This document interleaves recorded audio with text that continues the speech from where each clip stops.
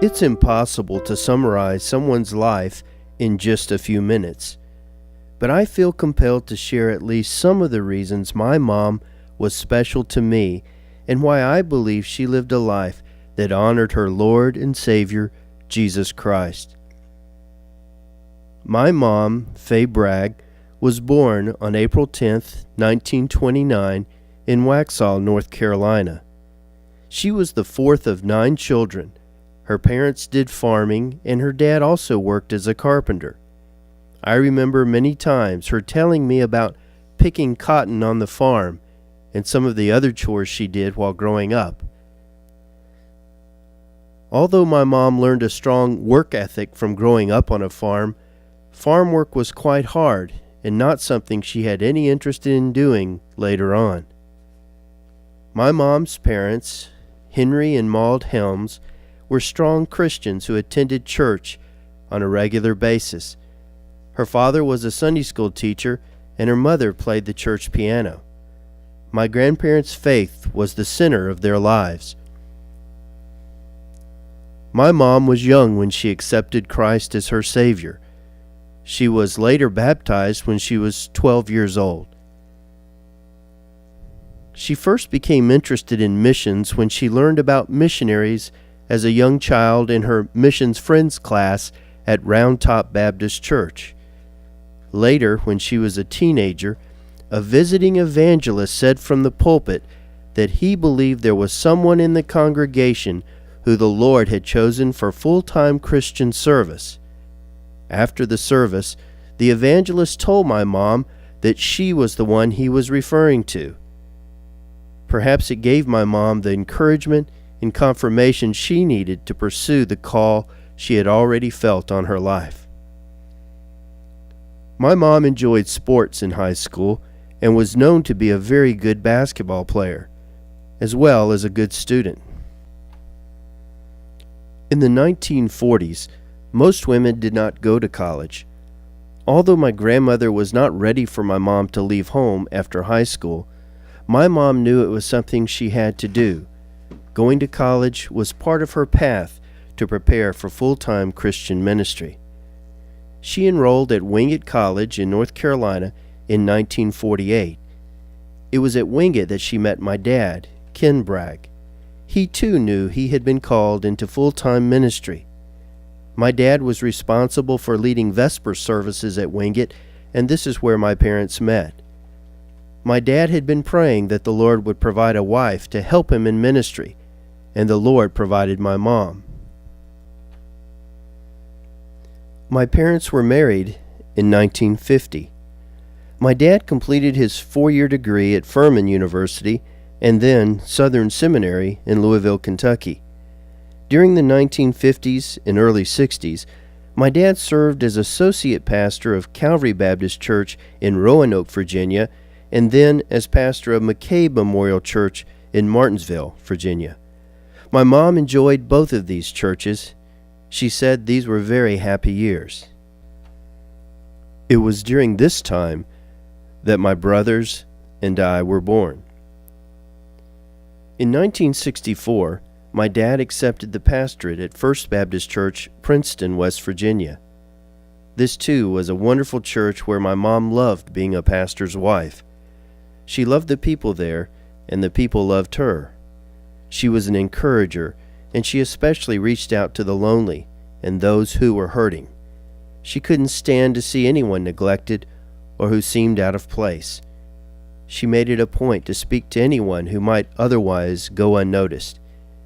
She knew she had been called to minister to the needs of the congregation, and this she did well. She had a gift for connecting with people. It was while our family was in Princeton, West Virginia, that my parents attended a foreign missions conference. My dad was assigned to some duties in the conference, and this gave them greater exposure to the life of a missionary. The desire for missionary work that had already been cultivated in my mom began to resonate with my dad as well. After the conference, my parents began to talk more seriously about mission work and eventually contacted the Foreign Mission Board. The board sent a representative who told my parents about several English-speaking churches in the Orient who needed a pastor. In 1967, my parents were appointed as missionaries to Japan. After 4 months of rigorous training at Ridgecrest, North Carolina, our family set sail for Japan by ship in January 1968. Leaving the States for another country was exciting, but saying goodbyes was not easy. My mom had a tight-knit family, and our family was close to them. I remember waking up on that morning in January 1968 on the day we were to leave for Japan. My grandmother covered her face in her hands, and she was crying. She kept saying, "Please don't go, please don't go." We would be gone to Japan for over 4 years, and the realization of being gone for so long was not easy to accept. But my mom had counted the cost. She was determined to fulfill the call on her life that had started as a child. My mom assured my grandmother that it was the Lord's will that we go. In those days, transportation was quite expensive by today's standards. That, along with the salary of a missionary, would mean that trips back to the United States to visit during holidays or summers would not be possible.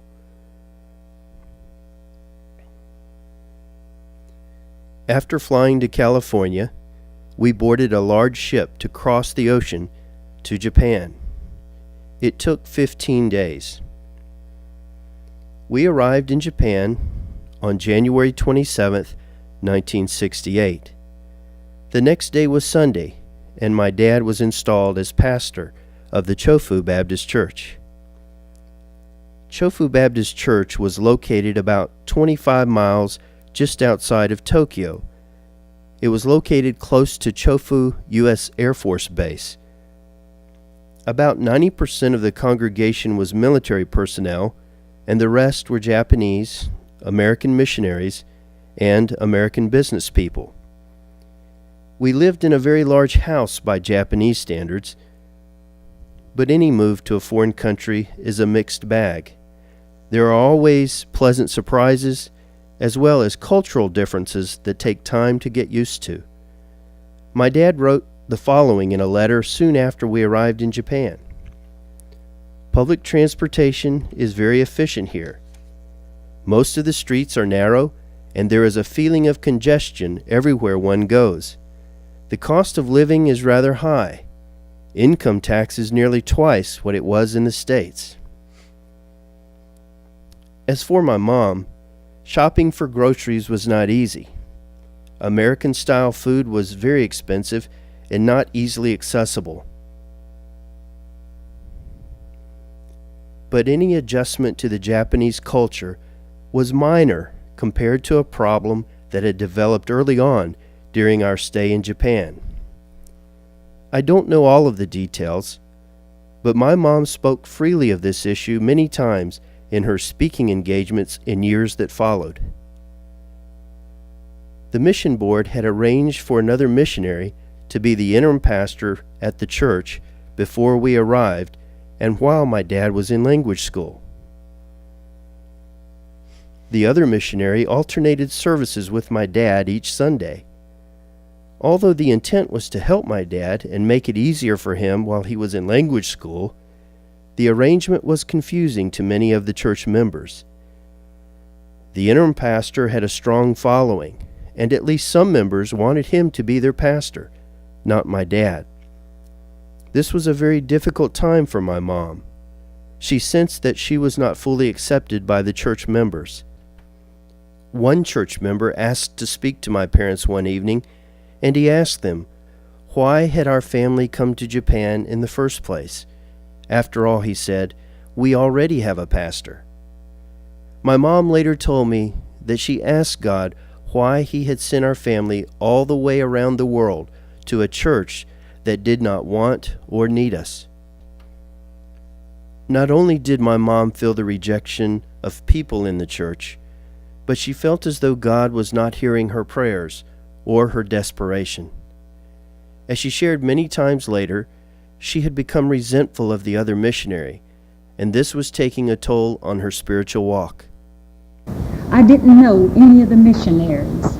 We were new missionaries on the field, and if we had told somebody we were hurting like this, who would have cared? Who would have believed it? And so what was there to do? The Lord wasn't listening. So I decided, without my husband, somehow or another, he wasn't helping me like I needed either. So I decided I was going to the chairman of the mission, and I told him, I said, listen, 2 pastors cannot pastor a church. Brother Ed was here first. He was here 7 months before we got here. He is their pastor, and there's no point in us trying to have 2 pastors here. Why did y'all have us to come to this situation? And he shook his head, and he said, Faye, we're so sorry this has happened. If your husband had not been the kind of man that he is, he said that church would already have split. My mom fell into deep despair during this time. I don't know how long my mom felt conflicted about being in Japan, but I do know that things did change. The Lord brought people to the church who had a hunger for knowing Him. One new member from Australia, Dr. Cook, told my parents about a mighty move of God happening in other countries. Dr. Cook claimed that the miracles of the New Testament were just as valid for the present day as they were when Jesus walked the earth. And you know what Esther was to the kingdom? This is what Dr. Cook was to us there at Chofu in that hour. She would open the Word and she'd read to us, and then she'd say, is anything like this happening around here? And she read to us about Jesus sending out the disciples, and when they came back and nothing had happened, she'd say, why do you think nothing happened? And you remember the Word says, because of your little faith. And she said, is anything happening here? It was through Dr. Cook that my mom was led to a deeper walk with Christ. My mom also knew she had to make things right with the other missionary, the interim pastor, for the unforgiveness she had held.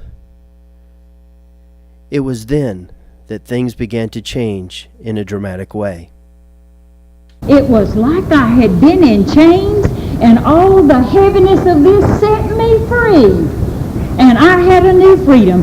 And folks, when I went in that Sunday school class after that, I could turn to the table of contents and teach out of that almost. I could say, in the beginning, and I tell you, I could begin to tell them what the Lord had spoken to me, what He had done for me, what He wanted to do for them.